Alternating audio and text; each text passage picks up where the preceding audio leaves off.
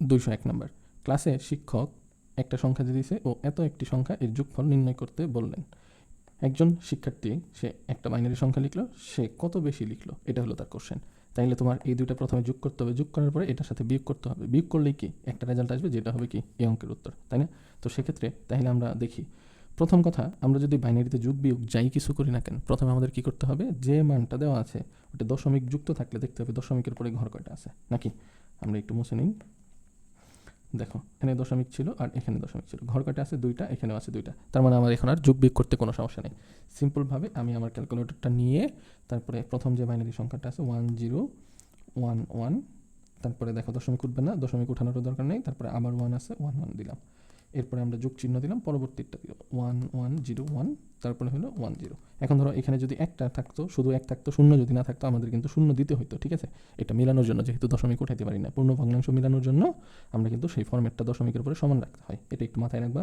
এখন দেখো এটাকে আমরা কি করব, ক্যালকুলেটরে ইকুয়ালে চাপ দিব। তো এর যোগফলটা আমরা যদি এখানে আগে লিখি, ধরো যে যোগফল আসছে কত 1 তারপর আসছে 0 তারপরে আসছে 101, এটা দেখো যেহেতু দশমিকের পরে 2 ঘর ছিল, তাহলে এখন কিন্তু আমাদের এখানে কিন্তু দশমিকের পরে 2 ঘরটা দিতে হবে। ওকে, তাহলে 2 ঘর দিলে এখানে যে সংখ্যাগুলো আসলো, এখন কোনটা বড়, এটা আমার প্রথম কথা ফ্যাক্ট খেয়াল করতে হবে।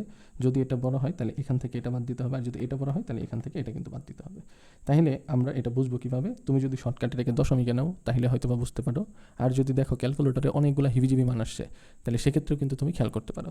সেটা কীরকম, ধরো তুমি এই সংখ্যা থেকে এটা আগে প্রথমে বাদ দাও, মাইনাস চিহ্ন দিলা, এখন এখানে আছে কি একটু মিশে নেই, দেখো এখানে আছে কি 1 তারপরে আছে 0 1 তারপরে দেখো তো এখানে মান কত 1 দেখো এখানে কিন্তু এই সামনে পর্যন্ত কি ঋণাত্মক মান চলে আসছে না 1 তাহলে সেক্ষেত্রে ধরে নিতে হবে তোমাকে যে এটা হয়তো বা বড় আছে, এটা তার থেকে ছোট। আর যারা এক্সপার্ট আছো তারা কি হিসেবে খেয়াল করবা যে কোনটাতে আসলে 1 বেশি দশমিকের পরে, সেটাই বড় হবে। দেখো এখানে দশমিক চিহ্নের পরে এখানে 1 2 3 4 5টা অক্ষরের ভিতরে 3টা কিন্তু 1 আছে, আর এখানে 5টা অক্ষরের ভিতরে 4টা 1 আছে, তার মানে কি এটা বড় হবে, এটাই বোঝা যাচ্ছে। তোমরা আস্তে আস্তে এগুলো এমনিতেই বুঝে যাবা যদিও বা।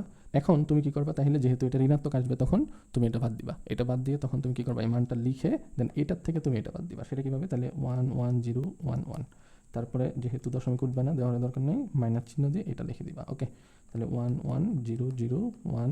1 দিলা। তাহলে তুমি দেখো এখন কিন্তু শূন্য শূন্য যেহেতু আসছে, পূর্ণ সংখ্যার আগে কোনো এই শূন্যের ভ্যালু নাই, এখানেও কিন্তু মানগুলো সেমভাবেই দেওয়া আছে।